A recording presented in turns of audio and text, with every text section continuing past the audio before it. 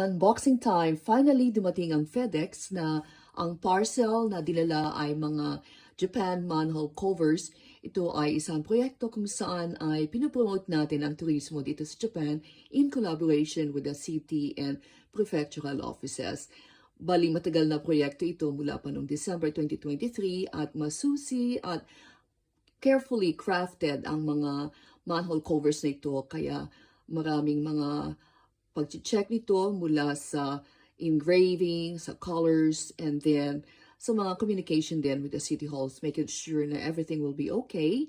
Kaya naman, natutuwa kami na kami kasi may kasama akong Japanese staff na checking every details of this project. And it will be in the market soon.